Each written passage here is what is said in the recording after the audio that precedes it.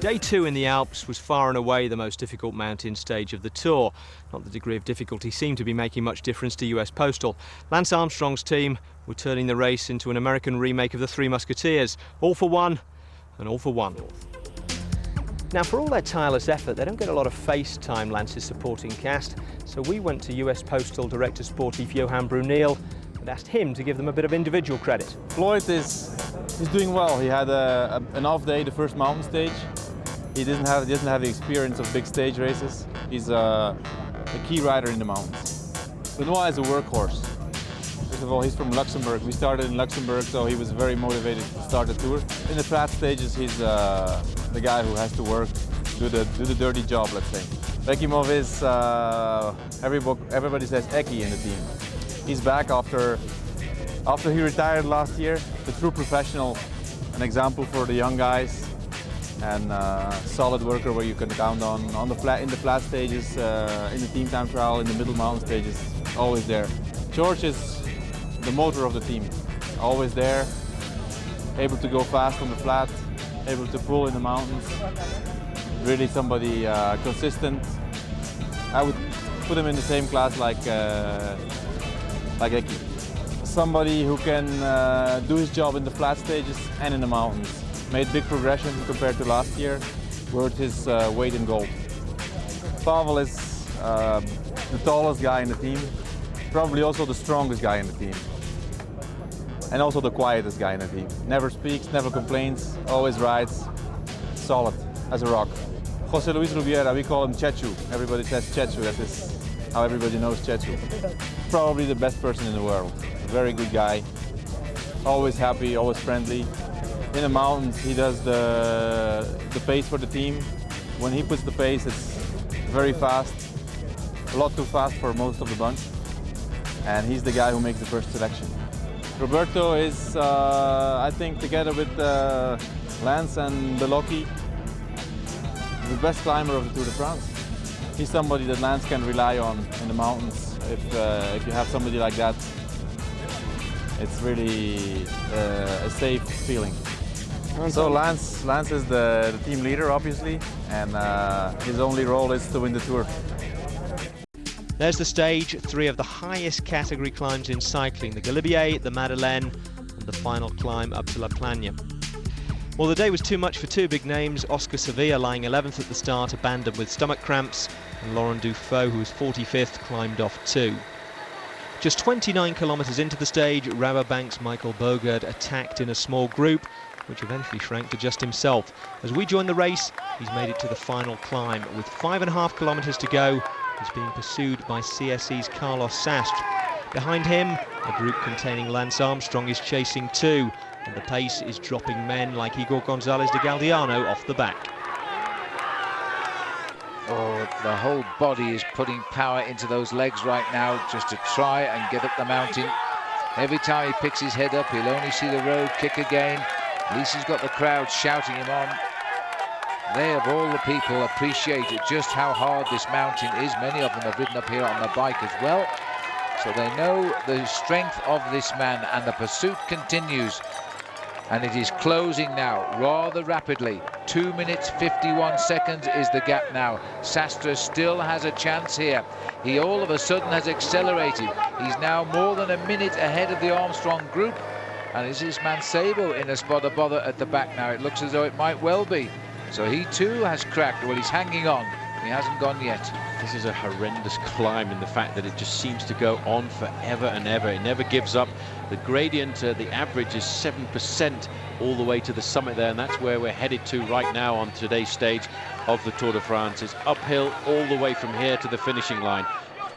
Roberto Heras now. So Chechu has had to call best, and he's sailing out the back there on the left. What a job, and look at the difference in the pace now. He's done a magnificent job, this man. He really is the super domestique that everyone would like to have on their team, one of the top Spanish climbers, and now at the service of Lance Armstrong. This is why Roberto Heras has been kept in reserve. He waited until Rubiera had done all of the work that he could. Heras himself, Phil, is in 8th place in the overall classification, and now he's picking the pace making up, and I don't think there's too many bike riders will be able to attack this pace, because Roberto Heras is a brilliant bike rider. Now, there's no easy way to the top. There's no energy to be saved. There's no pain to be spared. He's just got to give it everything and hope now, because this rider is on a high and he's still closing in, holding at 2:20 for the moment. So he hasn't closed in since the 5-kilometer banner. Bogart will respond, I think, to the many Dutch people on this climb who would not have been expecting to be cheering a Dutchman home today. But the difficult thing about this climb is it never gives up. The gradient continues all the way to the finish line. It's not like one or two of the climbs that we go up where at least there's a few moments of flat for Michael Bogart to recover. There is no flat at all from here all the way to the finish. We're now looking at Carlos Sastre making his way under the 4-kilometer to go banner. He's slowly but surely pulling himself closer, but hopefully for Michael Bogart, he deserves to win. And if the gods of cycling are breathing on his neck today, hopefully it's a tailwind. He's pulled back 10 seconds in a kilometre as we go back to the bunch, and this is it move now. Well, it's up to Bolocki and Rumsas. They're the men behind Armstrong. He's had enough. He's going for it, and he still has a chance of catching the leader. And there's no reaction. No reaction at all. Raimundus Rumsas was on the front of the group, and he wants to really bang home today the superiority that he's had in the Tour de France so far. This is the man who is leading the bike race, Michael Bogart. He doesn't really know what's going on in the race behind him as Armstrong comes out, and he now is in lone pursuit of Carlos Sastre. Now Armstrong has left himself enough time here to wipe out the two leaders, I think. This is unbelievable. It's absolute concentration. He waits for the moments that he wants to stamp his authority all over this bike race. Once again, he's sat in the slipstream of his team, which really, I think, Phil, now has to be regarded as the best team in the world. He's made the contact with Carlos Sastre. He'll come up alongside him, just a glance across to look at him. 2 kilometers to go. There it is. Armstrong has joined the Sastre. We'll get a time check shortly on Michael Bogart. It's going to be tough for the man at the front of the race. He's really going to have to dig deep. His body will be telling him, please stop, let me have a day off, let me just finish the bike race right now. But he can't, because he's now inside the 1 kilometer to go sign, and that, I think, is going to breathe a huge sigh of relief for this man, because now he will win the stage, Phil. He must have been worried a moment ago when he heard that the yellow jersey had flown out of the group. The sweat is pouring off the face of Lance Armstrong. The concentration is in his eyes. He's fixed on the sight of the road in front of him. All he wants to do is build time between himself and the rest of the pack. Just how much more can Sastre take sitting on the back of this locomotive? Because there it is, 150. In fact, that's good enough. That's good enough for a well-deserved win by a great bike rider in Bogart. Armstrong, I think, would not have wanted to have wiped him out after the journey over the Alps today for him. But more importantly to Lance, he is adding time with every turn of the pedals now, and he pedals pretty quickly. Sastre, I'm not so sure will hang on if Lance kicks again at the kilometre. But these are the riders on second and third on the road. We've forgotten already about Bolocki and Rumsas because our cameras are not going back to them anymore, because we're watching Armstrong make good his overall lead in the Tour de France, certain now to go over 5 minutes. Here they are. Bolocki showing strain on his face now. So too Rumsas, who has no more in there. Still, we've got Ivan Basso confirming his lead in the white jersey as newcomer and young rider to the Tour de France. Leipheimer is still there as well, and might even climb up 1 place overall. And I wasn't sure then, Paul, but I wasn't sure. I saw Heras. Heras was there. Just caught a quick glimpse of him sitting on the back. He won't do anything at all to contribute. Look at this. He checks over his shoulder. He wants to know where is the yellow jersey. He knows he's coming fast, but he knows that he's a long way behind Armstrong now at the 1 kilometer banner. It's very close, but in theory, Michael Bogart should not be much more than 500 meters to go to the finish line. And he's smiling now. That was a smile, I was sure of that. He knows now they're not going to pick him up. It's a gentle right-hand bend as he comes up to the line here at La Plagne. He must feel as though he's just climbed from base level to the moon, because this is such a mountain. And he's been the hero of the day. He's breaking away from that group. Yes, he's going to love this one now. That's a real smile. It's been tough, you know. It's really been a long, hard 18-kilometer climb, and once he heard the yellow jersey had escaped the pack, he must have wondered whether he had enough time, but now he has, and he'll enjoy this victory salute because he's been dreaming about it for almost 3.5 hours. And probably more than that, Paul, probably 6 years, because that's when he last won his only stage of the Tour de France in the pouring rain of Aix-les-Bains in 1996. At that time, he was being tipped as a winner of the Tour de France. He finished 10th last year. He has finished 5th in the past. The crowd react to a hero of the mountains today. He can't believe he held them off. That is an extraordinary performance. That will go down as one of the best. Well done, Bogart. Unbelievable. And somebody better catch him. They better catch him pretty quickly, and the man there just getting inside, because it actually does not level out at all. Armstrong is 500 meters from the finish line right now, but what a great win by Bogart. They're actually lowering off his bike in front of us. Remarkable victory. 5 hours and 48 minutes for Michael Bogart. He is in absolute tears here, and he doesn't matter, laugh, cry, kiss the nearest man he can catch hold of. He doesn't know what to do in front of us as we go back to Armstrong, still gaining on all of his rivals in the Tour de France, going into the final showdown in the mountains tomorrow, and they won't know what to do. He's just eased up here. And Looks like he's coming in from a training ride. It's amazing. Ridiculous. It really is incredible. The man has planned this Tour de France to absolute perfection, Phil. He's ridden these climbs more than anybody else, and that, I think, is the secret of his success. He goes out in the early part of the year when the temperatures are absolute freezing in snowstorms, rainstorms, and he wants to know just exactly how his body's going to react. Well, there's a couple of seconds difference in time bonus between second and third, and for that reason, I think that's why Armstrong has put Sastre in front of him, because he might well outsprint him to the line. This big man towers over the little build of Carlos Sastre. He doesn't come round him. He says thanks at 1:26. Armstrong comes through. Oh, he's just going to pedal through and look for the showers by the look of it. Here comes Bolocki in 4th place. Bolocki accelerating away. Rumsas, the limpet, is still locked on his back wheel, but he's not got the better of Bolocki yet.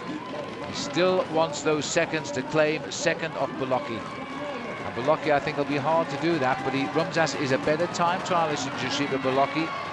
They're split at the moment by enough time, possibly, but Bolocki will feel safer if he gains a bit more time by the line, and I would say that's a 4th for Bolocki, and the time gap just over 2 minutes.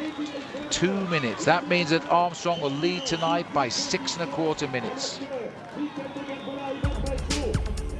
So there's the stage result. Bogart a worthy winner, Armstrong too magnanimous to take second place off Sastre, and Bolocki losing more time to the leader, and apparently concerned now mainly with marking the man behind him in the standings, Raimundas Rumsas. The man who started the day in 4th place, Igor Gonzalez de Galdiano, finished the best part of 5 minutes down on the day, which dropped him a place in the overall standings. David Miller, meanwhile, was in the late arriving autobus along with Robbie McEwen, 34.5 minutes back, and neither of them was driving. Well, you can always count on Michael Bogart to give good slow-mo. Produced one of the great Tour reactions in 1996 when he won his first stage in Aix-les-Bains, and here he did everything but get off and wave his bike at the finish. After riding 150 kilometres on his own, though, he deserved it. After Richard Virenque and Santiago Botero, a great breakaway stage win for the 3rd day running. And that ride has Bogart up into 12th, at least for a day, while David Miller is now down to 69th, perhaps saving his legs for another stage win. At the top, though, Lance Armstrong's calculated stranglehold on the race continues to tighten. His lead over Joseba Bolocki is now over 5 minutes. Yeah, very happy. It's a boy's dream, how you call that in English, but for me it's a dream, and it has come true. And I'm happy for Michael. I think he rode a hell of a stage. He was out there all day, and when somebody does that and spends a lot of the day alone, when it was hilly, it was windy, it was tough. So he deserves it. I hope, but I think to overrule this is really hard for me. I think this is my best win ever. I feel really good this tour, actually, and especially in the climbs, more so than in the time trials. But I know these stages really well. I mean, La Plana I know very, very well, and so I was comfortable on the climb. The team was in control and kept the rhythm consistent, so I didn't have to kill myself early on, and I felt very good. And there's a shot of him feeling very good. Lance is still talking about the next 2 stages as being very tricky, but on the evidence of his chief rival's unwillingness or perhaps inability to attack him, the race now seems to be for second place.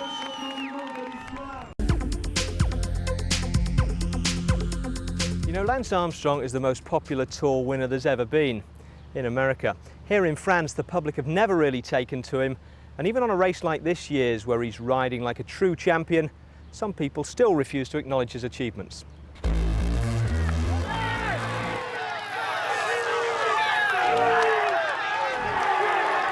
Not deafening, but unmistakably there, the sound of the best rider on the Tour being booed up Mont Ventoux. Ahead of him was a Frenchman who's been suspended for drug use and warmly welcomed back into the affections of the sporting public. Armstrong, who's yet to test positive for anything but fanatical dedication to his craft, is still viewed with suspicion in some quarters, mainly it seems for being implausibly good.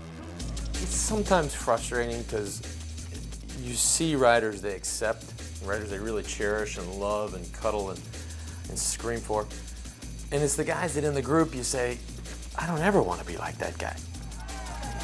If it's any consolation to Armstrong, he's in excellent company. The roll call of riders disliked for their sheer domination of the sport include the likes of Eddie Merckx, who was kidney punched out of contention by a French fan in the 1975 race, and even five-time champion Bernard Hinault, the last Frenchman to win the Tour.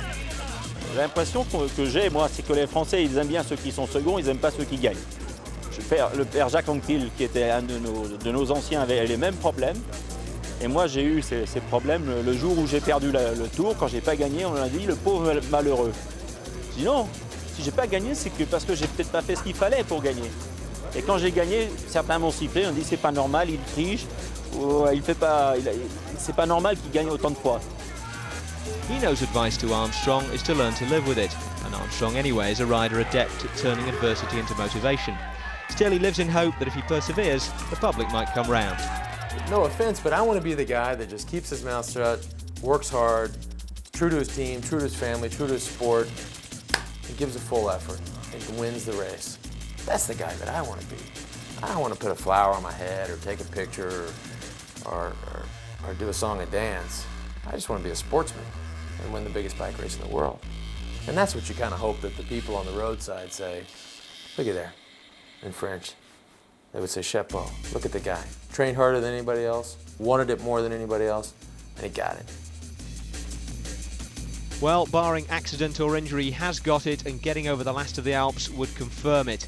Today's stage had three big uns, and as on every mountain stage this year, the weather was baking for the riders, beautiful for the helicopter shots. Stage 17 to Cluse, and the three leaders, Mario Oertz, Dario Frigo and Giuseppe Guerini, are racing off the last big climb of this year's Tour towards the finish.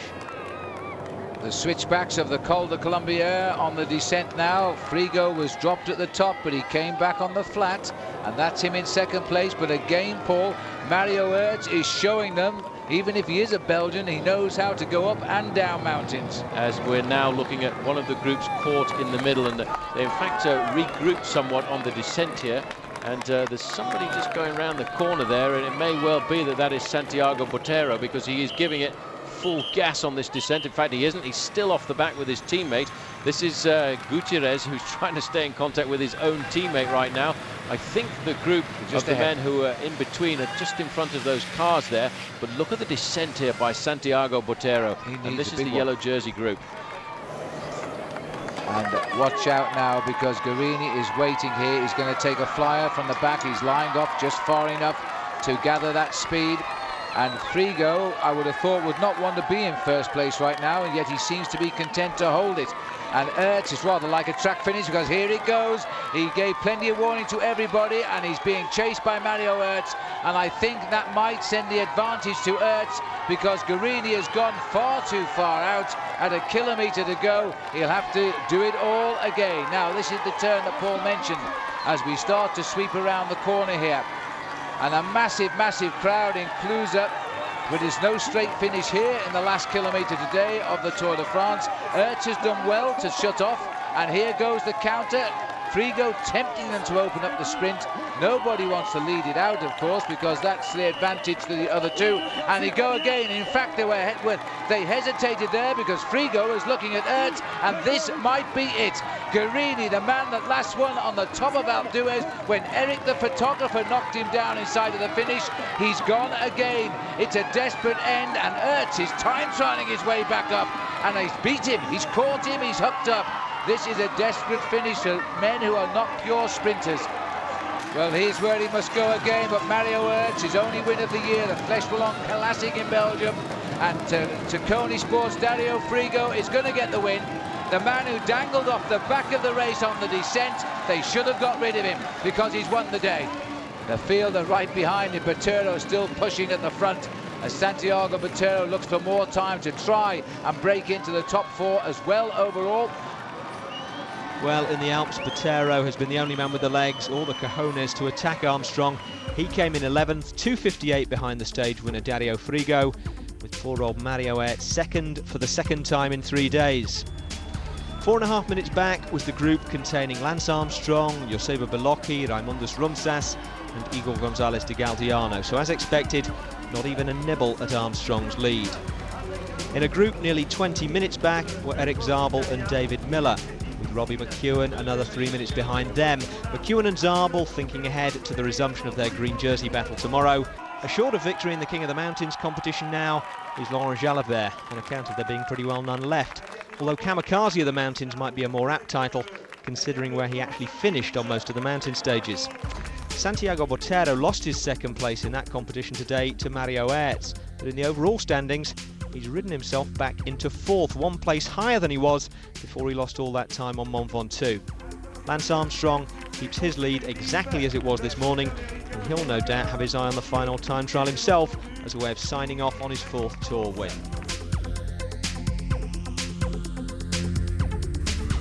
Stage 18 was back on the flat, well, flattish, and that meant the resumption of the tightest race in the Tour. Short of having an armhole each, Robbie McEwen and Eric Zabel couldn't be any closer in the green jersey competition, tied on 229 points apiece, with Stuart O'Grady too far adrift in 3rd to really enter the equation, and McEwen actually wearing the jersey only courtesy of a better record in the daily hotspot sprints. Now coming up was the individual time trial where neither rider would score any points, so the race was going to be decided on the road to Bourg-en-Bresse and the final day to Paris. Which is exactly the point it came down to last year, with Eric Zabel only overhauling Stuart O'Grady on the final hotspot sprint of the Tour. This year O'Grady has been eclipsed by his fellow Aussie Robbie McEwen, and so to a large extent has Zabel. The German, of course, is the incumbent, and he's been winning this competition long enough for his son to grow up on the podium. Never mind marks on the kitchen wall. Zabel Jr.'s height chart has been done by the cream of the world's sports photographers in 6 annual instalments.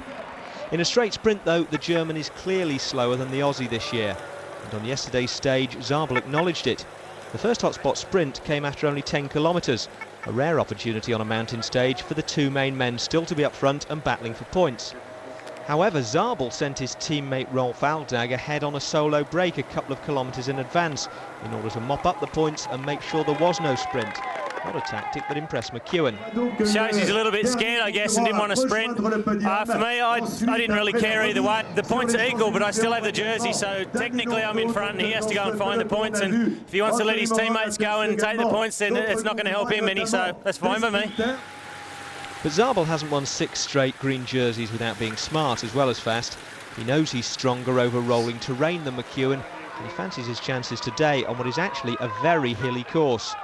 There are also rumours that he's been offered the help of Lance Armstrong towards a record 7th title. Unsubstantiated, of course, and strictly against the race rules if true. What is known, though, is that Armstrong and McEwen aren't the best of mates, and if Robbie's going to become the first Australian to win the green jersey, falling out with the patron of the peloton isn't perhaps the best way to go about it. Today's route was, in official Tour terminology, a rolling stage, in plain English full of nasty little climbs and not easy at all for the sprinters. Nonetheless, there were 2 intermediate sprints, neither particularly flat, with the usual 6, 4 and 2 points on offer for the first 3 riders, and points for the first 20 placings at the finish. Well, there were no points for either McEwen or Zabel at the first sprint of the day, because for the second day running, Zabel had been happy to send one of his helpers away, his top lead-out man actually, Gian Matteo Fagnini, who got in a 10-man break that took all the points. There are 2 races in progress on the road to Bourg-en-Bresse, one for the stage win between the 3 leaders, Hushovd, Mongeant of Crédit Agricole, another one behind them to decide who's going to take the green jersey. Inside the kite, 1 kilometre. 1 kilometre to go. Now, don't forget the man in the green jersey won the sprint yesterday for 5th place. He was on a mountain stage and he's not known as a mountain climber. The man on the front from France, he wants to try and get the win. He's in an ideal position right now, pushing the huge Norwegian into 1st place. We're going to get the tactics coming now, Phil. They're all over the road, and they've been away at the front of this bike race since kilometre number 2. And right now, the most important kilometre for them is this last one. Husov looks very confident, but he knows the Frenchman has got a very big kick. They are waiting. He's waiting for the sound of the tyres accelerating behind him, and then he will open up the sprint. 500 metres to go. Mongin is still in second, looking over his shoulder to see if there's going to be the return of the group. There won't be. The winner will come from these 3 men. Well, licking his lips there, Christophe Mangin. He's forced the younger rider to lead him out, which is brilliant. But watch out for Jakob Peel. He can sprint very, very well when it matters. As they come off this bend, they're riding right against the barriers. That's sensible riding by Husov to force the attack through on his left. Oh, and Peel pulled his foot off the pedal. It's all over for him. As now this man goes for the line. Now can Mangin come? Here comes the kick of Christophe Mangin now, but he's going to be given a run for his money. He's just going to nose ahead on the line, and I think, and he thinks so too, that Husov has won the stage. That was an absolutely fabulous sprint. Well, there's the sprint. Now let's see if we can see it here. Well, it's quite clear from that angle, isn't it? He's won it by a quarter of a wheel. Absolutely, no problem at all. Still in control of the peloton at 900 metres is US Postal. Danilo Hondo priming himself up here to lead Eric Zabel to the Hope Green jersey. Watch out on the far right for Robin McEwen. He looks so cool there as he sits on the back wheel of Zabel. He's waiting for Zabel to make the move now. We go back 3 weeks when Zabel used to complain that Robin McEwen always follows wheel. I think we had a crash there. It looked like something. Maybe we didn't. As we come into the home straight now. Now Hondo has got the lead. Now the big lead out coming from Ralph Aldag. This could be a lead out for Zabel. McEwen is 2 riders back here. Jan Verrader is butting in for the first time. He's the 3rd wheel now. And 4th is Zabel. 5th is McEwen as we come into the straight now. The big effort, the big lead out. It still looks as though McEwen has a good position. Now he's going on the left of the road. It's all clear sailing for McEwen here because they've given him the perfect lead out on the line. McEwen gets it, and that will give him a 1-point advantage. Took a point. That was the idea of the day. To be honest, I was really worried about this stage and that I'd lose points. Ends up I've taken another one, so that gives me confidence. It was a hard sprint. They're very fast at the end, but I was able to come past Eric, so it's been a top day. It's all going to come down to the Champs-Elysees. Not an ideal situation, I presume, but how are you feeling about it? Well, Eric's got it now, a 1-point deficit to make up, so it's up to him and his team to do the work for the intermediate sprints, and it's up to me to try and pass him, so that's the ideal situation at the moment. So tomorrow's time trial, you'll just be going through the motions, saving all your energy for the Champs-Elysees? Exactly. By the time we got to him, Eric Zabel was already resting his vocal cords, heading straight into the telecom bus to contemplate perhaps the loss of his points title after 6 years of domination. So there's the stage result. Husov ahead of Mongin in what was a 2-man sprint in the end after Peel pulled his foot out of the pedal. And the Norwegian, who had a miserable first week hanging on at the back of the race, redeems his tour and that of his team on the last road stage but one. The last couple of days I am feeling good, and after 10K I went to the right breakaway, and I did a perfect technical race, so I was there with 3 guys and I was the strongest in the sprint, so yeah, it was good. So no recourse to the rulebook today. McEwen leading the green jersey competition by a whole point. Just 3 sprints to come now on Sunday, and he knows that whatever tactic Zabel throws at him are of limited use against sheer speed. Now Armstrong isn't the kind of champion who's happy to take a lead, mark his rivals and make it to Paris with the minimum of fuss. He believes that the strongest man in the race has a responsibility to demonstrate it, especially when he's wearing the yellow jersey. However, having lost the first long time trial of this tour, he was well aware who the big threat would be in the second.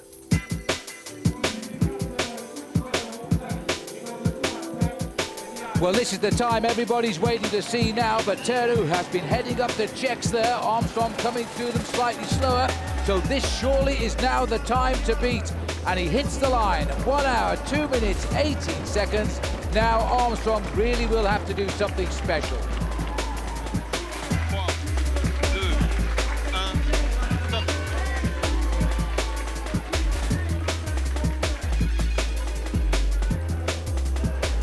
He is not going to win the time trial. Santiago Botero has got a great scalp here, As Armstrong comes up, he will be 10 seconds down. 1:2:29 for Armstrong. Botero, everybody will say one person. I mean, he won the first one. He's won a lot of time trials this year. He still looks good in the race. So he's my pick. So fast forward to Sunday morning, just tell us how you're going to be feeling. Probably hungover from Saturday night. No, just kidding. Just kidding. It was a joke. That's his first joke in 4 years. And there's a look at how things stood coming into today's stage. Armstrong with his 5-minute lead over Joseba Belocchi, and Belocchi looking over his shoulder at Raimundus Rumsas, who was hoping to time trial his way up into second place. The course was 50 kilometres of sun-baked roads, with the first time check 10.5 kilometres in at the top of a testing climb. So as we pick it up, just the top 4 men left in the Tour de France have to start: Botero, Rumsas, Belocchi and Armstrong. Well, we're looking at this face now as Santiago Botero, a man that lost 15 minutes on the mountains of Ventoux, somehow bounced back and now is challenging for a podium place in Paris. Now, can he make Colombia completely happy and get the time that will take him into 3rd place? Raimundus Rumsas aiming now to become the first Lithuanian to get a place in Paris. A good start for him, very quickly up to the tempo required to keep the speed, an average of 46 kilometers an hour to take out victory here if he can. On the finish line, it's still Bodrogi first, Miller and then Honchar. Armstrong is underway, a very important day for Lance. Yes, he's going to win the Tour de France, but I think right now he wants to go out with an even bigger flagpole, and that's to win this as well. Lance Armstrong blazing a lone furrow across the vineyards here near Mâcon. The undulations, this is a tough one. It's a hard time trial. It might favour the men who are coming out strongest of this race, and certainly Armstrong is one of those. Look at this crowd here now as he changes direction. Even the police there applauding the maillot jaune of the Tour de France and holding the left of the road, taking the shortest way possible. And now Raimundus Rumsas still trying now for a time that will reshape the leaderboard. And I wonder, Paul, I'm expecting best time here. This is an unbelievable crowd here at the summit of this mountain, and I don't think anybody has jeered Lance Armstrong. It's a complete accolade from France for the man in the yellow jersey. They recognise the jaune of the Tour de France as they cheer and shout him on. Just look at this Mexican wave right before him. Absolutely incredible atmosphere for Lance. The helicopter ahead waiting for him as the check approaches, and he's gone through that check and he's gone through in 2nd place. 17 seconds behind Rumsas. There it is. Armstrong just off the pace, but a slower start, Paul, because the course is hard here, might mean a stronger finish today. Look at this. It is much closer to a half a minute in front of Miller's time. This man is burning up the road. As he now comes up to the line in 44.54. Now there's the target for Armstrong to aim at. He is approximately 6 minutes behind at this point. So 44.54, Raimundus Rumsas surviving to the 33rd kilometre and still giving it his best effort here. Armstrong now in the streets of Shan. He's too now looking to find out whether he can rival Raimundus Rumsas at the 33-kilometre time check. And look at this time right now. The man from Texas has picked up the pacemaking field. He is accelerating. He's totally liberated right now. He's still got a little way to go before he gets to that time check, but it is going to be a remarkable time for Lance Armstrong. Raimundus Rumsas was the fastest man at this point, but right now the yellow jersey is beginning to dominate. Well, he's reversed it on this sector of the course, which is harder than the opening sector, and I thought that Rumsas looked as though he was beginning to suffer. He has now reversed a 17-second deficit here, Lance Armstrong, into an advantage of, well, I don't know what the advantage was now, it's switched. 44.47 anyway for Armstrong. The next man to come to the line will be this man, the huge success in Colombia, Santiago Botero. He's won 3 stages at the Tour de France over his lifetime. He's won the King of the Mountains. He's one of the rare men to beat Lance Armstrong in an individual time trial at the Tour de France. And right now what he's looking at is trying to make sure that he keeps himself up in 4th place, because he's not going to win the time trial today as he did between Lannister and Lorient. He should nicely finish in 4th place and continue his progress as a newcomer, comparative newcomer, into the Tour de France. Former King of the Mountains in the Tour de France, Santiago Botero. Belocchi has gone through in 6th place, a minute 22 off, at 44.5 kilometers covered as we watch Botero finish. Another man who's coming in here with a time very close to represent his overall position. 6th place at the moment, can't be worse than 8th now, 9th, 1:06:01 for Botero. But Rumsas now is in the finishing straight. He's digging very deep. He's done an absolutely superb time trial. What will be important for him, though, Phil, is not his time on the line right now, because he's not going to win the time trial. The time between himself and Josipa Beloki is what is important. And Raimundas Rumsas will rue the day he allowed Beloki to spring clear of him on those hilltop finishes and gain a handful of seconds, because it's cost him 2nd place in the Tour de France. He comes home currently to a cheer, and he gets the best time, but wait for the arrival of Armstrong. 1:04:43 for Rumsas, and that when all the calculations are complete, I think he'll have lost 2nd place in the Tour de France by about 45 seconds. This is Beloki now, heading down towards the finishing line. Every second will count. He should be okay, but he's aiming for a time not worse than 1 hour, 7 minutes and 1 second. If it is, then he'll stand in his familiar 3rd place on the podium in Paris. Armstrong has been the leader at the 2nd and 3rd check. He had to reverse a 17-second deficit on Rumsas. Rumsas has finished with the best time of 1:04:43. And Beloki, now racing into the last kilometre, cannot do worse than 1:07:01. He is safe now. It'll be a 1:06 something, so that'll give him the victory of 2nd place by about that 45 seconds I mentioned. Because as he comes up to the line, there's the time of Rumsas. Beloki, not the best time trialist in the world, but boy, did he suffer today to conserve his 2nd place in the Tour de France. Hits the line in 1:06:01. He saved it by a minute. Well, that was a brilliant ride by him. He really must have dug deep to stay there and keep himself in 2nd position. It was a position he wanted to keep, but right now we're waiting for just one man out on the road. The time to beat is 1:04:43 of Raimundas Rumsas.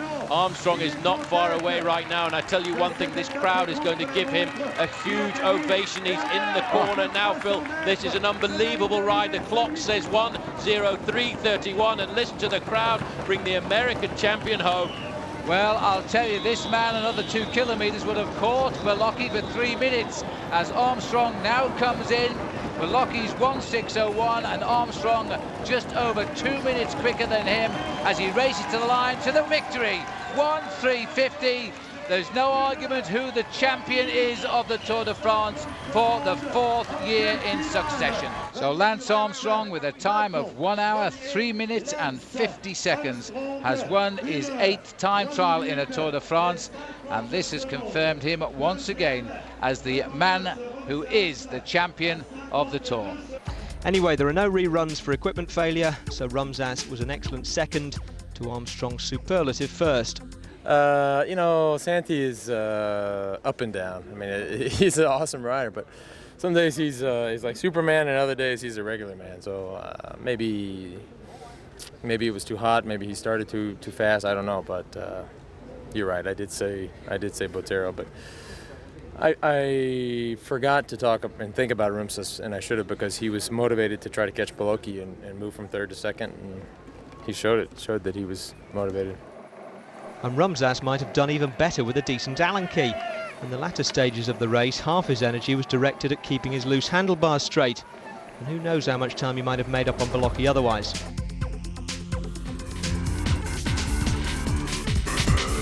So 3,133 kilometres down, 144 to go, finishing with 10 laps of the chicest cycle track in the world. Ample opportunity then for the Americans in Paris, and there were plenty of them, to get a good look at their man Lance Armstrong as he finished off his 4th consecutive Tour de France victory. On the eve of it, he sat down with Paul Sherwin. It's 4,000 kilometers, so there's never a 3-week race like that where you don't come under pressure and stress about certain things and have crises in the race. The crash, or not the crash, but the incident there in Avranches was a stressful moment. Losing time in the team time trial, losing the first individual time trial. Those were stressful points. 4 years ago when you came to the Tour, you didn't know you were going to win it in 1999, and when you took the lead, people said, oh, this guy's got a weak team, they can't defend. Mm-hmm. This year the team's been unbelievable. Mm-hmm. Well, over the years, we've tried and tried and tried to improve the team. Everything about it, between riders, staff, equipment, training, mental preparation, everything. And finally, I think we're to the point where the team is at least this year, is close to perfect.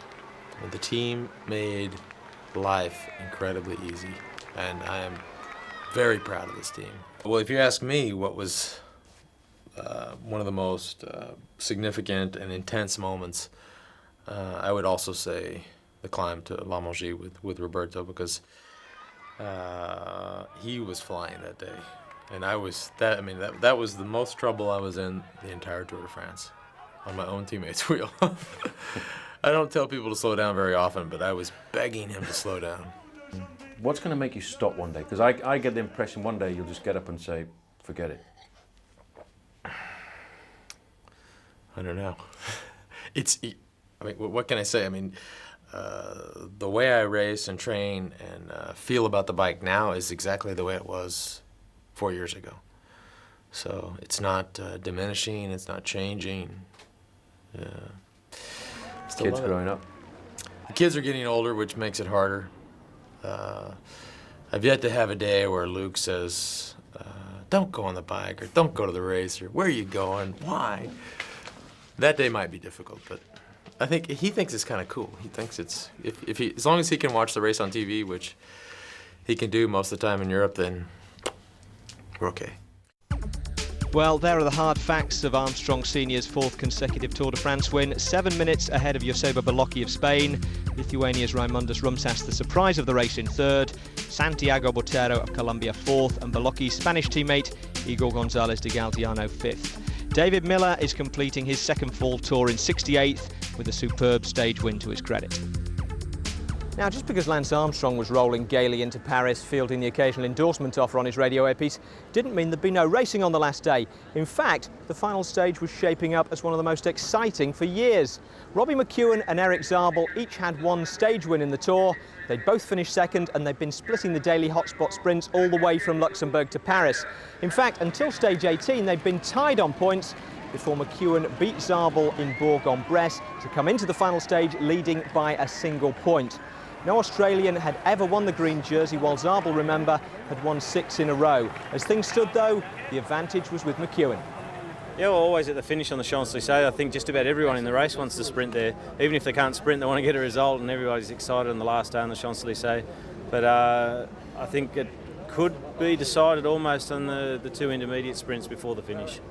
So you're feeling strong, you're feeling good? I feel good, yeah. Yesterday I had a good day. It was the stage that worried me the most. But I'm still very, very wary of Eric Zabel, and I know he still hasn't given up. And yeah, he could have some trick up his sleeve. Are you nervous, the final day? Oh, of course I'm a little bit nervous, it's normal, but good nerves. Well, they started the day separated by a point, and there were 47 up for grabs on the stage. 6 for the first man through each of the 2 hotspot sprints, and 35 for the stage winner against 30 for second place, so it looked like going all the way down to the line. Before the serious business of the day began, though, there was the usual last day of turn behaviour. Boys bringing in their Monopoly sets, Lance Armstrong leading the posties in a rolling toast, that sort of thing. Laurent Jalabert seemed to be on an uncharacteristically self-congratulatory bike, although it actually turned out to be a present from the manufacturers. Anyway, hilarity was suspended for the first sprint of the day, which came after 54 kilometres. Eric Zabel had the Telecom lead-out train, but McEwen had the superior speed. He took 6 for first place, Zabel 4 for second, and that meant McEwen's lead was up to 3 points in the green jersey competition. As we pick up the race, it's heading towards the Champs-Élysées, and the home riders are jockeying for position at the front. Well, this is interesting. That's Christophe Agneluto on the front there. Andrea Perron up into second place. I'm not sure if that is Zabel. It looks actually as if it might be Stefan Weissermann. I can't see the green jersey anywhere at all. So that means at the end of the day that this is going to go down to the very final sprint. Do you know what? I think they might well have said to each other, let's just go and sprint for the win and leave it at that, because there was no reaction from either McEwen or Zabel. So we go to the finish of this race now today with 35 points for the winner, 30 points for the second, and there are 3 points between the two. Heras got the 6 points, the first time he'd ever won it. Landis in second, and so that was a little bit of a benefit, I think. Did you hear that? There's the bell. Well, there you go. This means just 1 lap to go for these riders, Phil. 7 kilometers left of the Tour de France of this year, and it's the last Tour de France for Laurent Jalabert. And what a remarkable career this man has had. Jalabert had 9 wins when he raced for the Toshiba team, 143 wins when he raced for Once, 12 wins when he rode for CSC Tiscali, and what a great way to go out of the Tour de France. Moving forward right now, got Lampre on the front. This is a brilliant move for these guys. This again is Raimundas Rumsas looking for the gap. I cannot believe it. This man will not lay down arms. He wants second place if he can. Well, there's no way he'll get it now. This will now go down in the list of cheeky moves because he's not going to get a minute in the last 6K of riding. But where is the green jersey? He sat right in the back pocket of Eric Zabel as he turned under the shadow of the Arc de Triomphe. Rumsas is becoming the first Lithuanian cyclist to go on the podium in any Tour de France in 89 editions of the event. But it's all too late. There's no way this man can get a minute. Look at the speed of the race. I don't think it's going to happen, but what a show of aggression as he comes off the front. The sprinters must get it back together right now as we go through. There's another move coming off the front. It looks like the Covidis rider Cedric Vasseur going clear across the Place de la Concorde for the last time. We're now looking at around about 3.5 kilometers to the finish. The whole of the fields will be together, I would say, Phil, when we come back. Lance Armstrong has won the Tour de France under the rules. You cannot lose in the last kilometre, whatever happens. So let's watch the front now as Daniel Hondo brings on to the top Champs-Élysées now. The 2 men fight in the green. Watch for the boy in pink off to the right, and watch also for the whereabouts of the green jersey, because in fact it's out of it. Robbie McEwen has won the green jersey. Is he going to win the stage? He's taking on Ben Cook, but on the line Robbie McEwen has gone out. The best result you could possibly hope for. He's won this stage before, but now, just as Lance Armstrong yesterday wanted to win the time trial in yellow, and there he is. Robbie McEwen has taken the green jersey in the finest possible manner, and I think he's crying. But look at the face of Robbie McEwen, Phil. Absolutely unbelievable. This proves that he is the top sprinter of this year's Tour, and he's very, very worthy of the green jersey at the end of the day. Oh, it's fantastic. I mean, to top it off with a stage win, it's been a really nervous race, and I haven't slept well the last days, obviously. And I've been able to top it off with that, and at this stage I'm still more relieved than happy. But happier than Eric Zabel, not so much dethroned after 6 years as abdicating in the home straight, and not even featuring in the final sprint, which McEwen took ahead of a future Aussie contender for the competition, Baden Cook, and Damien Nazon. Zabel came in 7th. So McEwen winning the points competition the way you're supposed to, by winning a stage. His second on the Champs-Élysées, incidentally, and that meant double duty on the podium. The first ever Australian winner of the green jersey, receiving it coincidentally from the Australian ambassador to France. Laurent Jalabert had the King of the Mountains competition wrapped up a couple of days ago, and he also heads into retirement with the title of the Tour's most aggressive rider. Best young rider was Italy's Ivan Basso, who took the white jersey off David Miller mid-tour and never looked like losing it. Best team were Once, but only officially. The real best team was the one that carried Lance Armstrong to his 4th consecutive Tour victory. And there are the facts and figures of it. Armstrong completing the 3,277 kilometres in 82 hours, 5 minutes and 12 seconds. 7:17 ahead of Speva Balocki, second this year after 2 third places, with Raimundas Rumsas of Lithuania, the surprise occupant of the podium, in 3rd. You know, he likes to name his tours, Lance, or at least America likes him to name them. And after the comeback, the confirmation and last year's enjoyable tour, this was undoubtedly the tour of the team. They all have their little characteristics and emotions and memories, and look, they're all special. You wouldn't pick one over the other, but you know, the newest one and the latest one is always the most special at that time, and right now we're just all so happy, and it's a great team. No idea what 2003 is going to be called, but it should be well worth watching.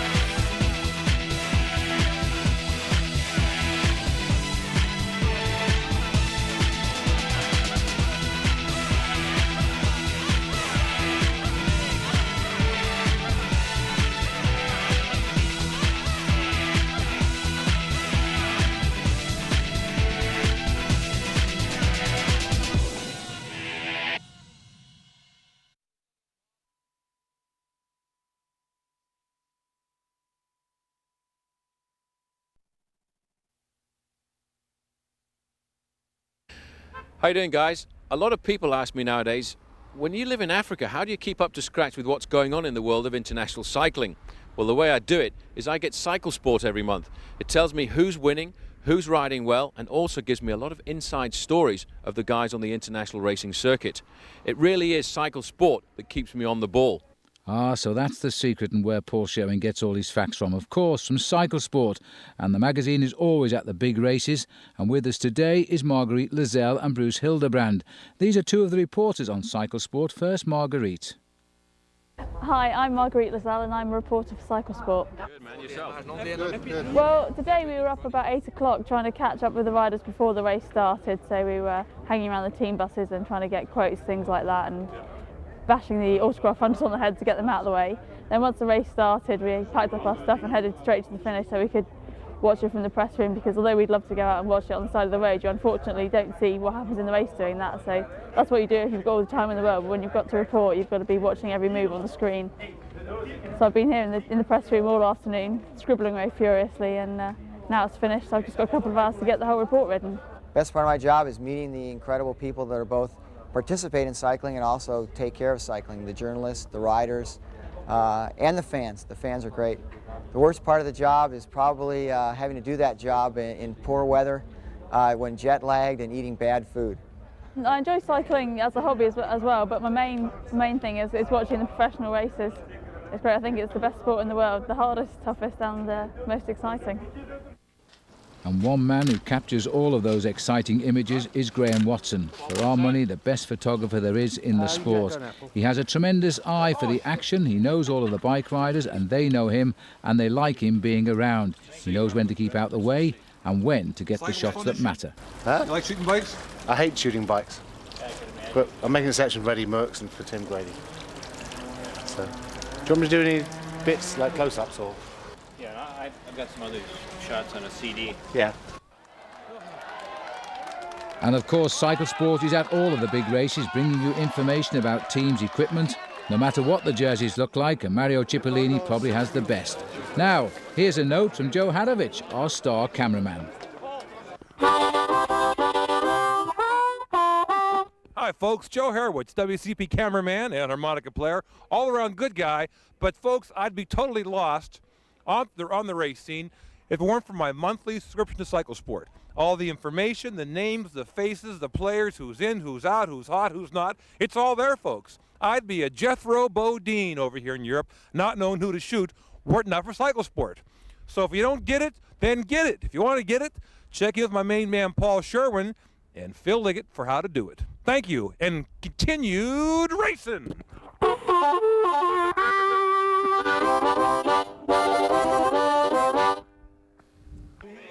Well, to be the best, it's difficult to follow that, but Cycle Sport does try to by having reporters at all the top bicycle races in the world. And Phil Liggett has a bit more of a message on just exactly why Cycle Sport is the best. Well, I hope you enjoyed the coverage. Now, this is a typical press room at the end of a one-day classic race, all the journalists getting the stories out to their national papers. Now, of course, I'm also a journalist for the best part of 40 years. And as you probably know, I hope you do, I'm the international editor of Cycle Sport magazine. Now, this is a magazine which is published in the United States and is proving to be very popular. I hope you're enjoying it, but if you're not, here's how you can subscribe to it. Just come online at www.worldcycling.com, take out a subscription and we will send you a free video. You won't regret it. We'll keep you right up to date with all of the action, the best bike races from the best reporters and the best photographer. We'll look forward to taking your membership. See you soon.